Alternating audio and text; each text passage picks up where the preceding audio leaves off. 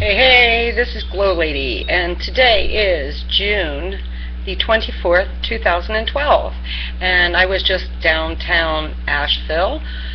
We were greeting the Occupy Caravan from throughout the United States. There was somebody there who was from New Jersey who flew out to California in order to go on the caravan.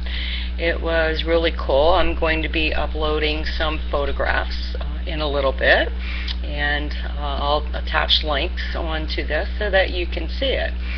I was asked to be a guest speaker today, so I felt really honored, and that was because I'm one of the occupiers who was arrested and had fought my charges because I was not guilty. They had targeted me and falsely arrested me, and that wasn't right. I wasn't guilty. I'm a citizen journalist. I like to report on what's going on in your neighborhood. You know, well, just because there's a little bit of corruption, are we supposed to sit back and take it, or is that what the problem is? We sit back and take it. So, yeah, the one who says you can't change the world is the one not willing to try. So if you do nothing but lip service to your problem, well, did you ever think that you might be your problem? Yeah. So, stand up, say something, do something, rather than just complain, because the more you complain, the more the problem's going to be there. And that's a big thing about the Occupy movement. People don't quite understand exactly what the Occupy movement is all about. And since I was occupying Asheville before the Occupy movement started, it's not hard. It means standing up. It means I don't like the way things are going, and I'm willing to do something about it. And that's the Occupy.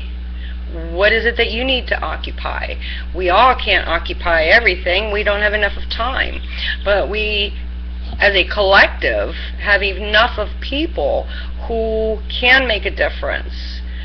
That's saying the 99%, well, there's 99% of us who are pretty well not being treated decently by the 1% who, let me see, yeah, we're not going to go into that on here. You can find it all over the internet on who the 1% is.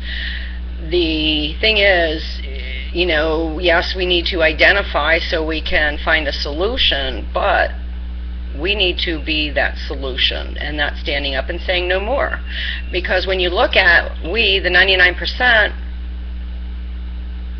who's stopping you? If we are the 99%, that's a pretty huge collective.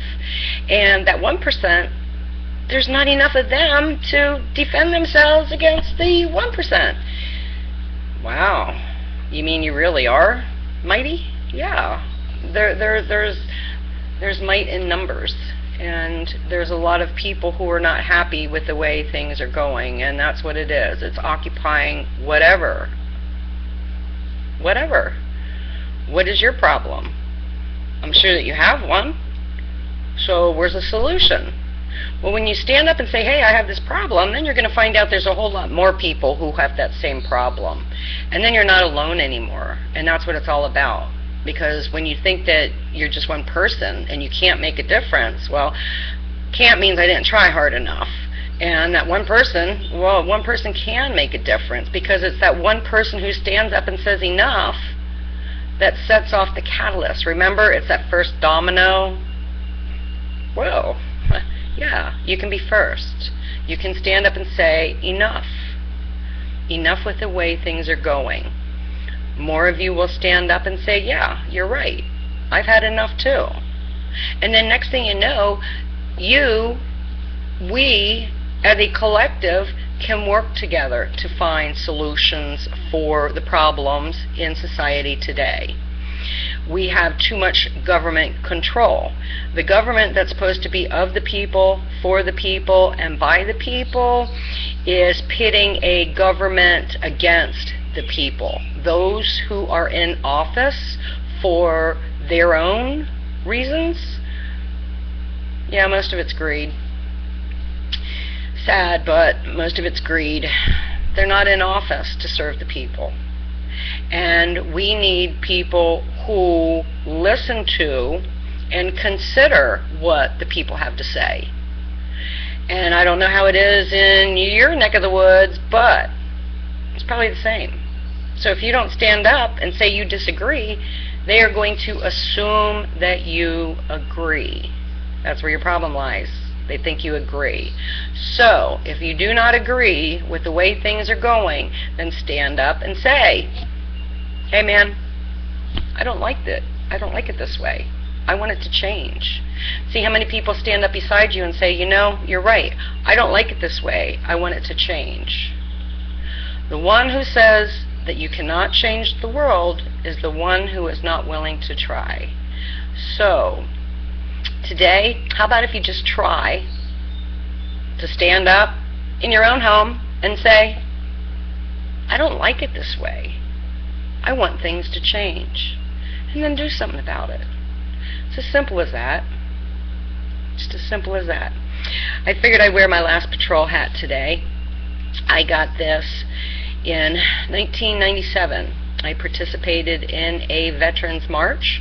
It was 900 miles from Melbourne, Florida to Washington, D.C., educating the public on veterans issues. And I was a naive, ignorant little girl growing up. I really didn't know too much about war because it didn't affect me. And then once I was educated, well, I have to do something about it. Otherwise it's going to continue. And those that have been left behind unaccounted for turn into my children and my grandchildren. So I stood up and I tried to make a difference. And there was a missing service personnel bill, 755 SR, that did get passed because there were people who stood up and said enough. And they continued until there was a difference. Now our government has to hold those accountable for those. Well, okay. So there's a law now that says that they have to be, responsible, accountable. It's up to us as people, as citizens of the United States, to honor the constitutional rights that we have. Otherwise, they're being taken. They're being taken. So, if you value your freedom, and especially to speak, whatever it is, then stand up and speak. I don't agree, and I want things to change. So, I'm hoping that you do stand up and you're willing to make a change, because that's what it's all about. So, thanks for another happy, joyous day, and I'm sure that I will talk to you again probably later. Till then, we love you.